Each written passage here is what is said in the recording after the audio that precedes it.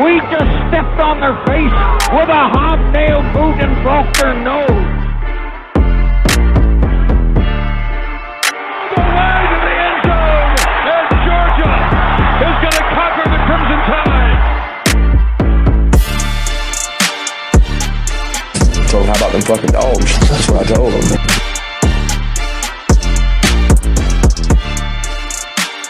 Hope it doesn't take that long again. Go Dogs. What's going on, everybody? Welcome back to the 100 Sanford podcast. It is your guy, Lamar Lovelace. I'm in the building today. I got George Foster with me. Foss, what's going on? Hey, man. I done woke up this morning. The Dogs won. Yes, sir. And so I'm good. They won a big one, too. You know, you heard all that yin-yang they was talking about last week.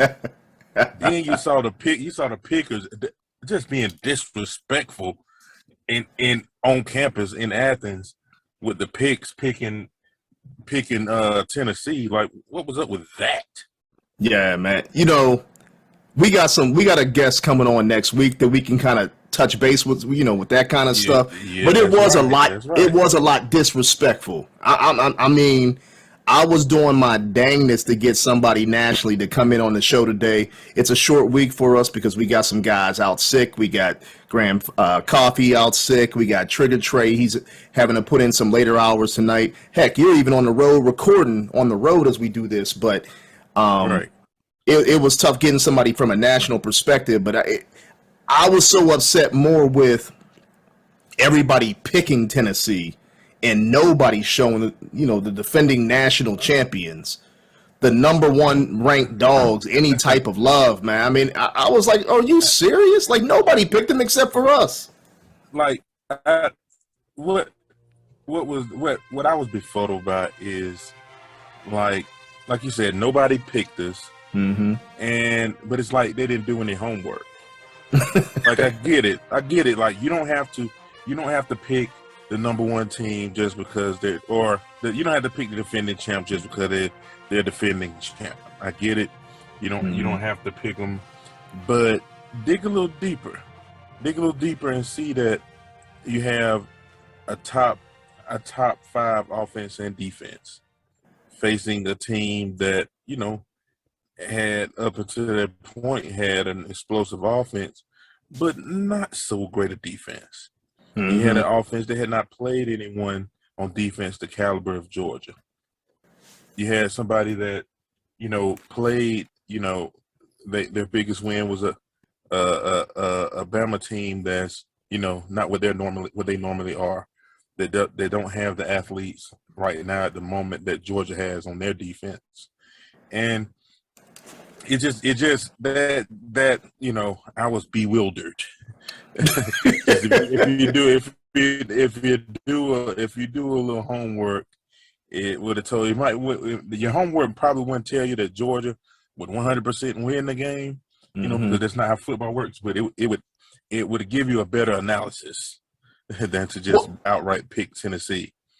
Well, look at it this way: when we made our picks, right, and we really try to be analyst and looking at the game and not looking through it with black and red glasses and everything else. But yeah. I even tried to give Tennessee some respect.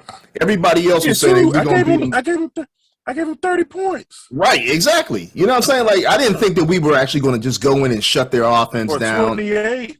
Right. One of them, I gave him. I said 42-28. Yeah. 28 points for a team. Yeah, is it their average? No, but you weren't going to get your average against the Georgia defense.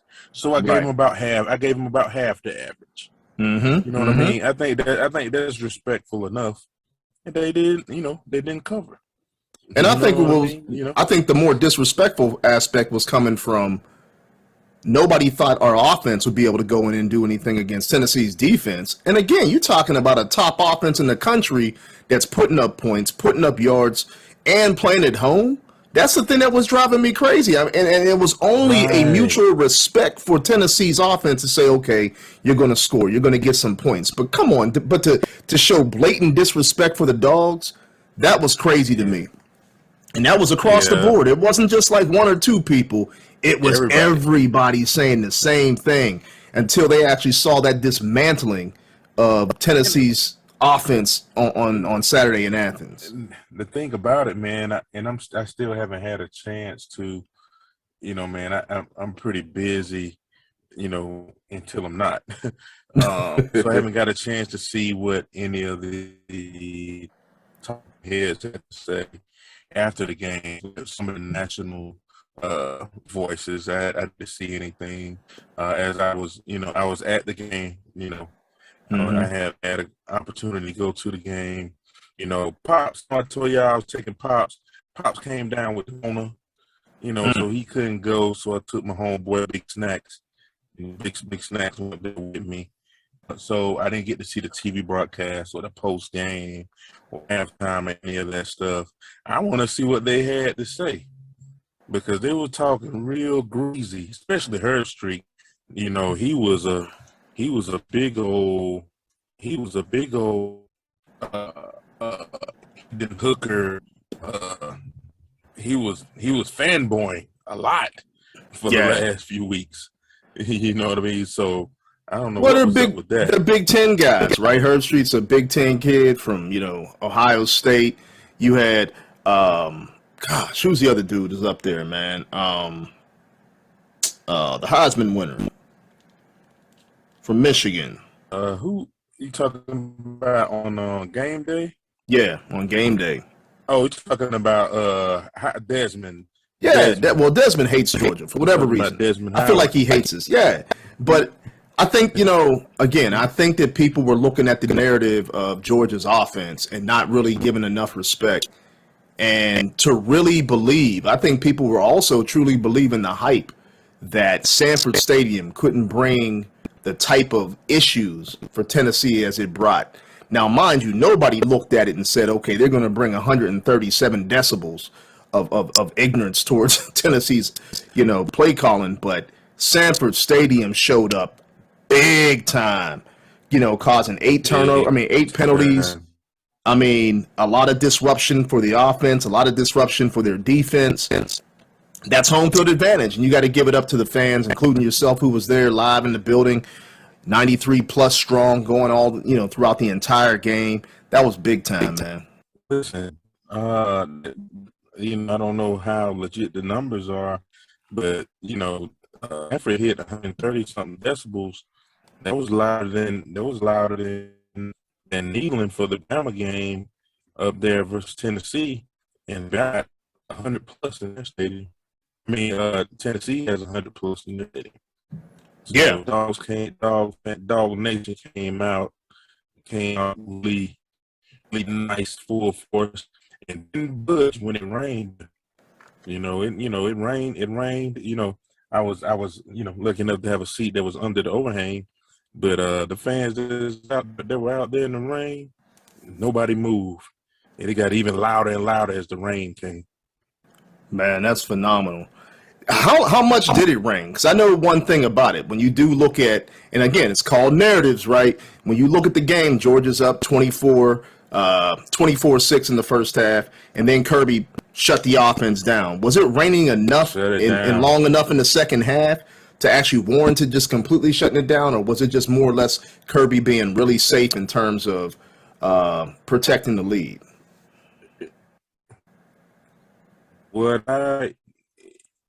From my perspective, Georgia gained that lane.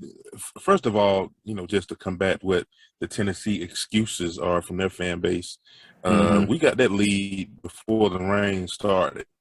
We got the lead before the rain started, and then way before the rain started, and it eventually ended as well. So, I think it felt like to me Kirby had enough confidence in that they weren't going to score, so he didn't try to pile it on offense.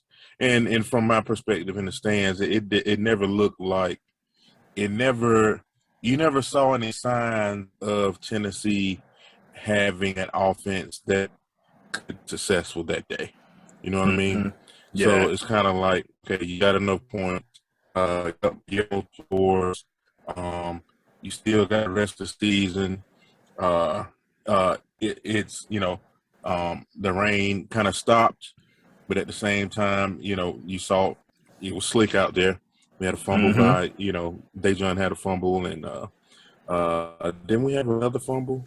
Yeah, it was the fumble in the second half. It was Tennessee fumbled the football, or no, we fumbled. Well, Tennessee fumbled first, and then we fumbled it right back, and that's when it was starting to rain in the second half. Fumbled it right back, yeah. Yeah. That was Branson Robinson. So you got that element too. So just hand it off and get what you can get. And we were running the ball pretty well too. So I understand why he probably shut it down.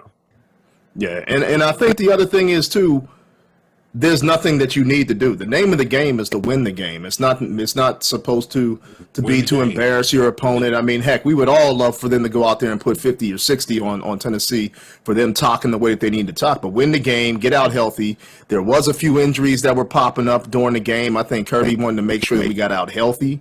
I think he wanted to make sure that, there was no unnecessary plays where it puts your quarterback in harm, because the season is really going to hinge upon what Stetson does the rest of the way out, because that was a narrative too going into this game against Tennessee, was that we all talked about it. We knew the defense would show up. We knew the coaching staff would show up and put together a game plan that was going to be effective. You got too much talent in that room for that. It was really going to come down to Stetson and how clean he played, and Stetson played outstanding. Outside of that one throw, the first throw that he made that hit Banks, I think, right in the chest for Tennessee, Stetson was outstanding, man. He was outstanding. I mean, some of those throws he made, man, was big time. And it's almost like he really shows up now when the lights really turn on. And that's what you want from your quarterback, right? You want that guy to show up, to be poised, to be able to understand and handle the magnitude of the environment. And it just came down to it where our guy showed up and their guy couldn't. He's a gamer. That's what Stetson is. And I feel like he has the high school, but he has that demeanor of a guy that's just just a baller. He probably acted a fool on Fridays in high school. Friday Night Lights came on. Yeah, he probably did his thing, man, up there in Blackshear. So he was being him. He was dialed in. He's a mature guy. We're really seeing the perfect recipe. If you understand what I'm saying, we're seeing the perfect recipe. We got some youngsters on defense and whatnot, a few youngsters on offense, but we got a veteran QB, and we got a defense that's playing hard. We got great coaching, and so we're seeing the perfect recipe. Maybe it'd be different if we had a youngster at QB right now, but we're seeing the perfect recipe. Facts. There's no doubt about that. And it made us talk, even talk about at the end of last year. Had Stetson actually left and went forward in his career, whatever else he's going to do, whether it was trying professional football, going to the NFL, CFL, whatever people think of him, it would have been a different team, because he would have had a Carson Beck maybe under center, right, who doesn't have the ability to necessarily escape the way Stetson does, or a Brock Vandergrift, or somebody else, a Gunnar Stockton, who's going to be a freshman who would be under center. Then you're going to be relying on a first-time signal caller, basically a first-time defense, or a younger defense having to step up after that legendary defense. It would have been tough. So I agree with you, man. Like, it's just like the perfect recipe, the perfect storm. And he's the type of guy that can really, maintain the magnitude of what needs to be maintained in that locker room. Even so much, you had Nolan, who didn't play. Obviously, he's out with the pec injury. He wore the Stetson Bennett number 13 jersey. So, I mean, he believes in that kid that much, man. So if you got one of your better leaders believing in him, everybody else might as well jump on that boat and ride this thing with him. Yeah, we're in a situation that most teams aren't, fortunate enough to be in, man. Like I said, we got a veteran QB with that defense. Shout out to the extra COVID year. I think Tennessee might be benefiting from that too. Is this 6 for Hendon? Yeah, Hendon's 24, 25 years old himself. No, Hendon's 26, I think. Is he? Yeah. My gosh. I think he's older than Stetson. You know what I mean? So shout out to the extra COVID year. And COVID years and red shirts and all that good stuff. And it gave us our QB for this year.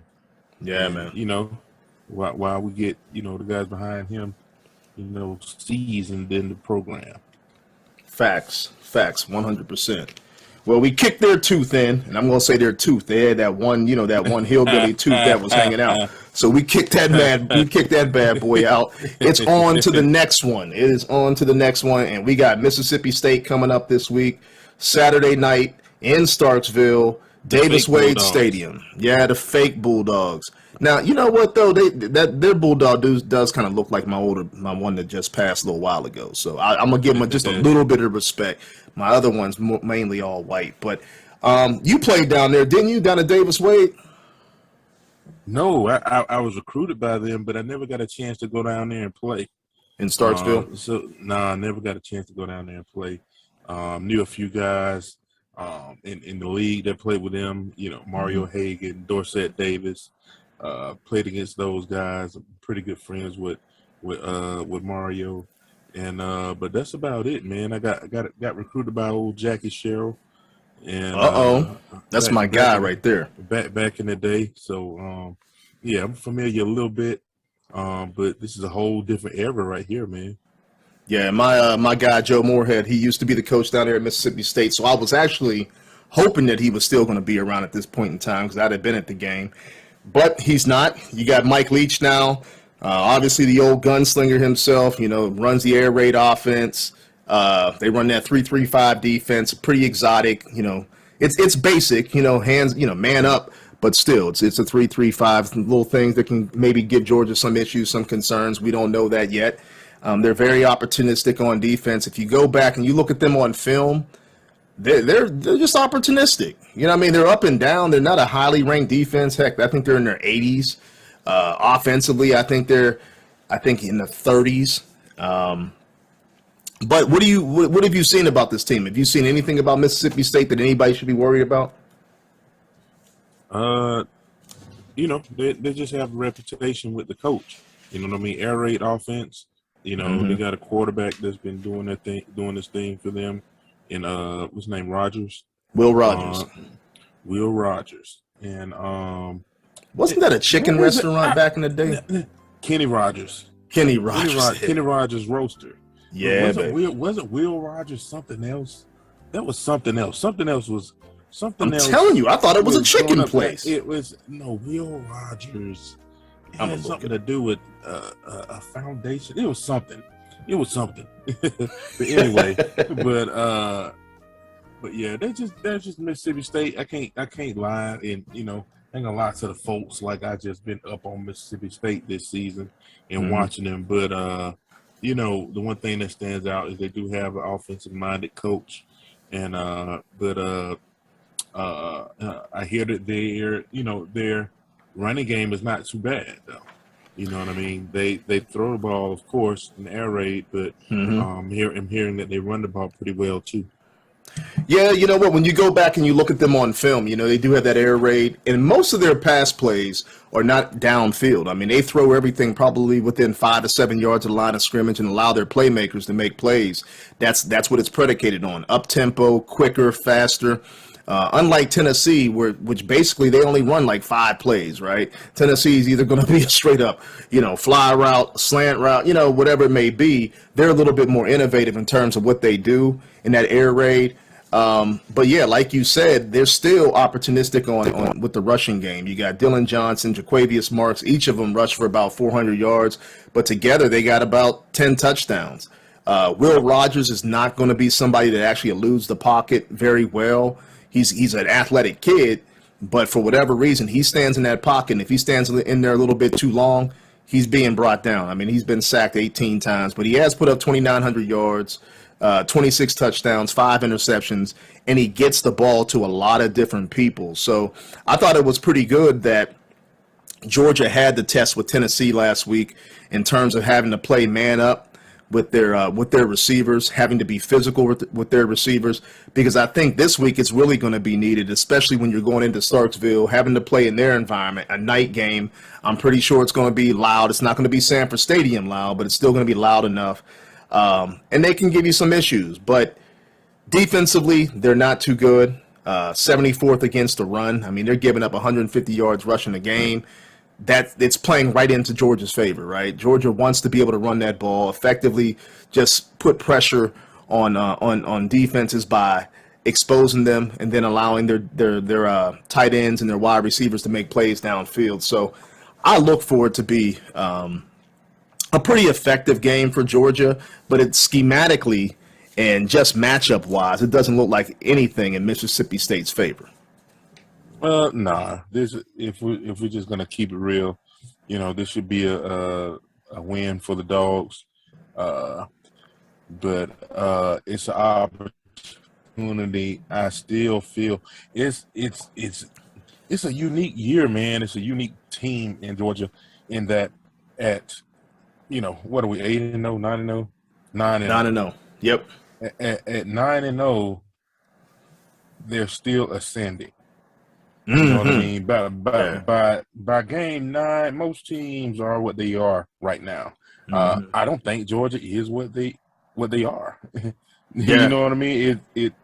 It sounds weird to say, but they've had so much, missing at different points in the year that I don't think, and they're so young, especially on defense, that they haven't reached their potential yet, and that's scary.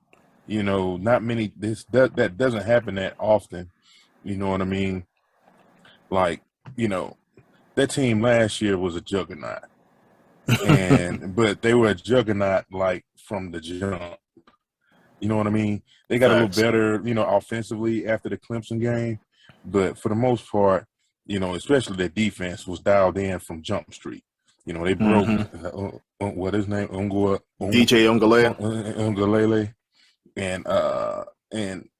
and so it was they were dialed in from Jump Street. This one has been gradual, but they've gotten better and better each week. And I think they put together a complete game on defense last week. Yeah, I agree with you. Which is is great. It's great to see. Being with the young guys back there, and especially guys that had to step in for Nolan. That was a great showing. By some guys. We got a chance to see Marvin Jones Jr. A little bit. Get to see him get on the field and get his feet wet.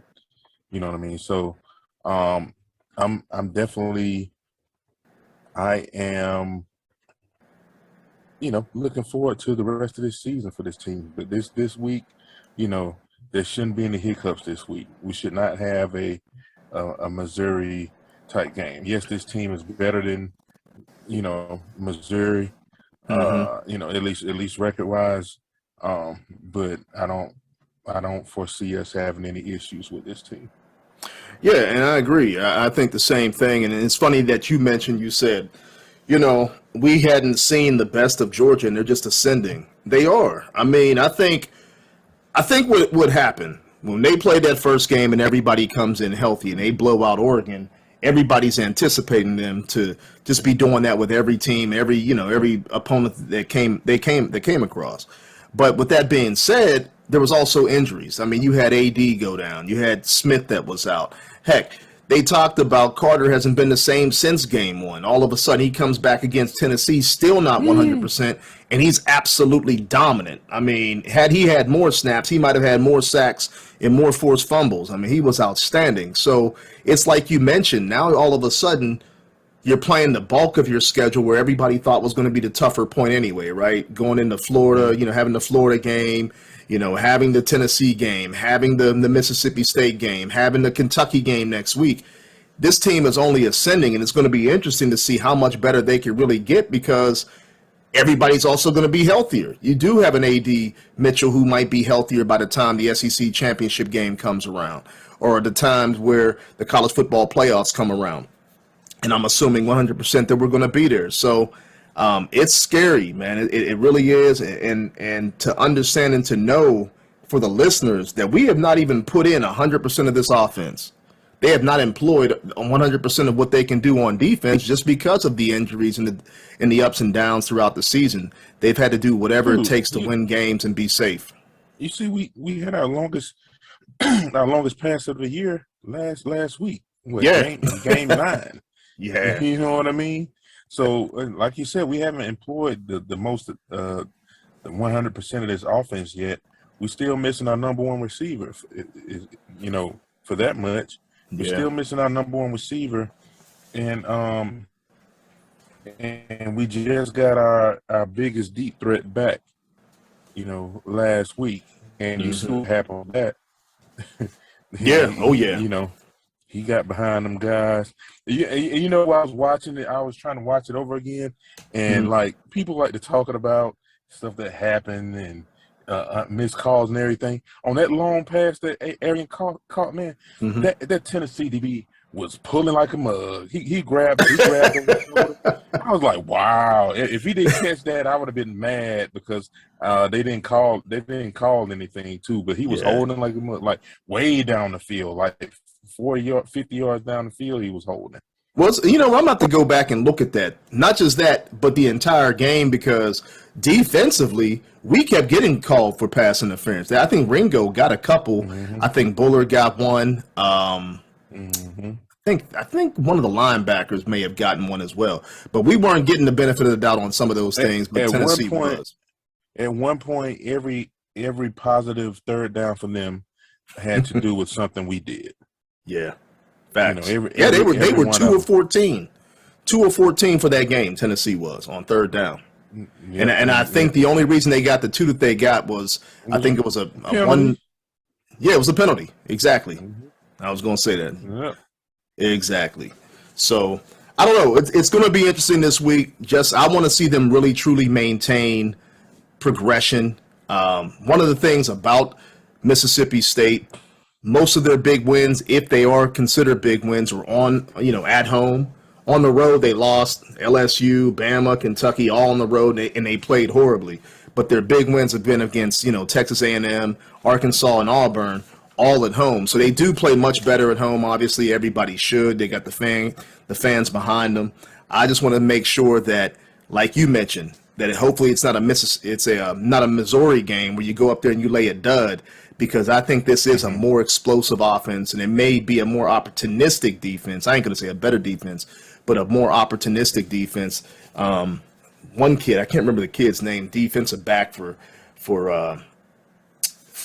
Mississippi State. He's got 5 interceptions, man. The kid can actually play, so he's a good ball player.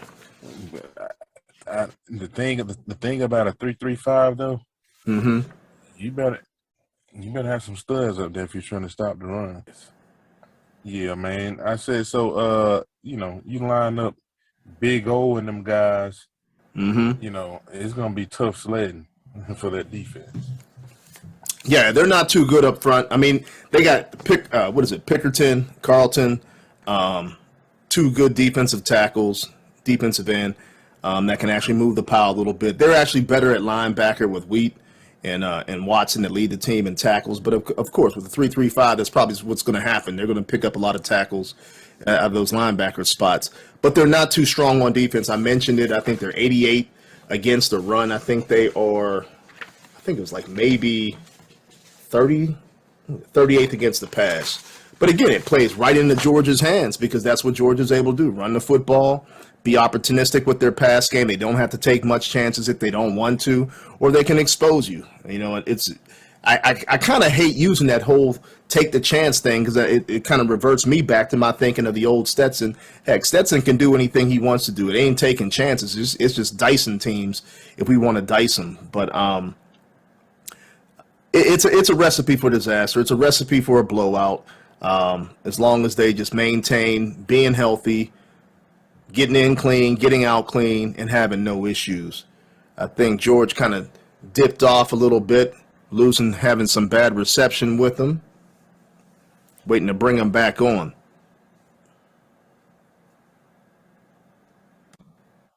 All right, yeah. So we lost you only for a minute, but it should be a good game. It should be a good game. It's a 7:00 game. Allow fans to kind of relax a little bit throughout the day, watch some other games for a change, and then have a little drink, have a little food, sit back and relax and watch the game at 7:00. What I want to see is, I want to see us take hold of this game early, and then see some youngsters play. Wanting the younger guys and seeing some of the younger guys play. It could be one of those type of games that we do get a chance to see some of the younger kids play. I'm with him on that one.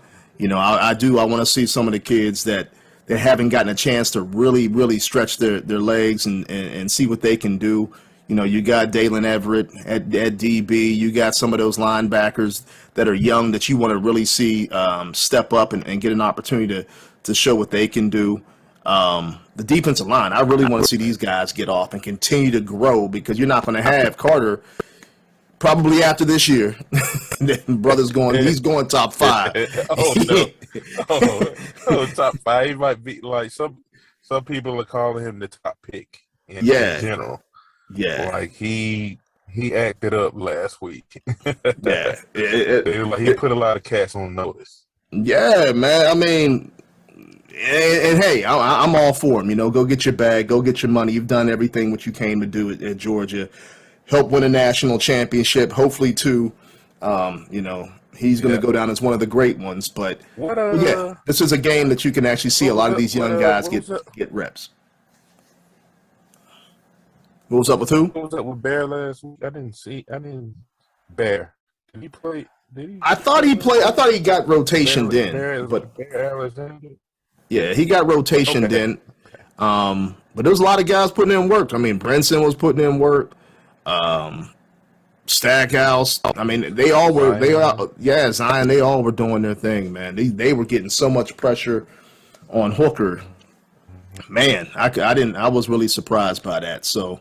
But I'm with you. I want to see these young guys get an opportunity, because it's something that's going to actually just help us during this last stretch, especially going into games where that you're going to need more depth. You're going to have an SEC championship game. You're going to have those playoffs. We're going to need more depth on the interior. Maybe if you have to face a Michigan. More depth at your corner position if you have to face a more high-powered offense like Ohio State that's a little bit more balanced in terms of their route trees and different things they're able to do.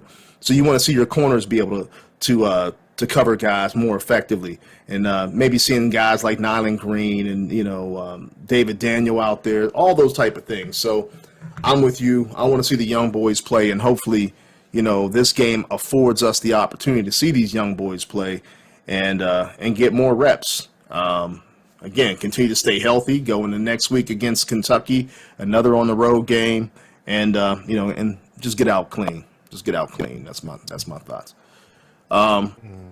What's your thoughts on the game? What's overall score? What you got? Overall score, man. I've been kind of disrespectful to our defense lately, man. I've been giving our opponents way too many points. Mm-hmm. So you know what I'm gonna do this week, man? It's an away game. I'm gonna say 41-10. Okay. 41-10. Okay, so the home team usually gets 3, right? The home team usually gets 3, so you're saying that they're just gonna score a touchdown on top of that 3. Okay. Right. I got you. 41-10. I'm going 38-13. I'm like you. I think I've been a little bit disrespectful.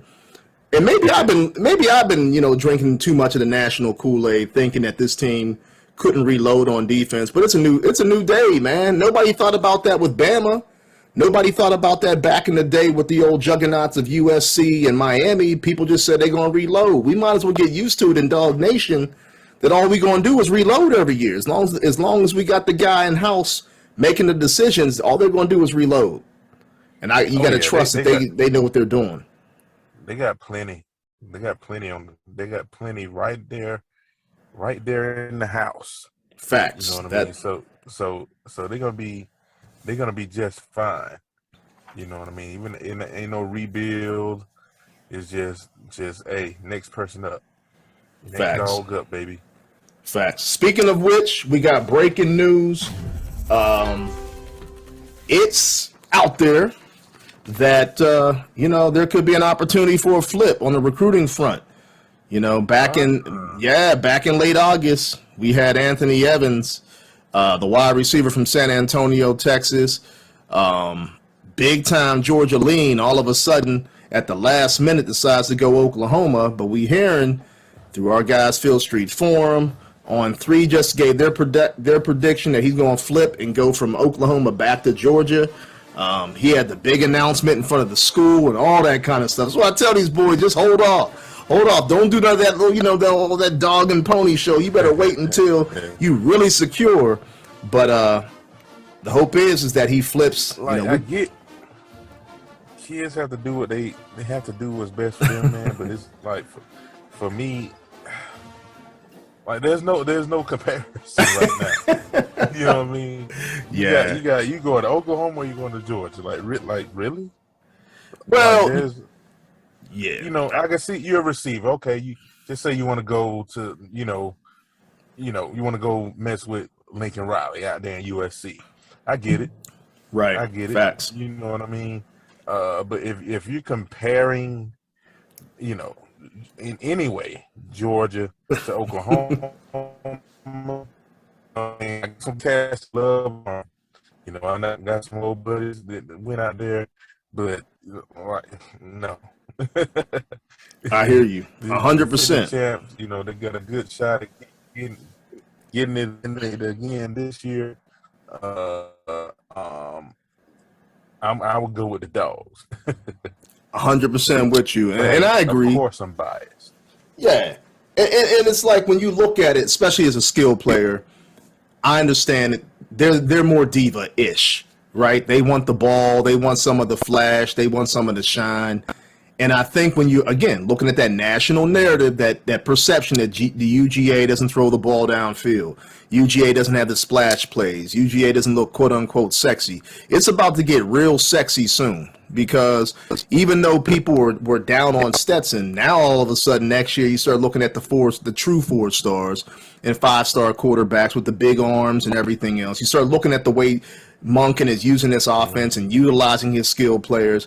It is not your same Georgia offense, and it's going to be effective for both the running backs and the wide receivers along with the tight ends. And I think that's what some of these guys are now looking at.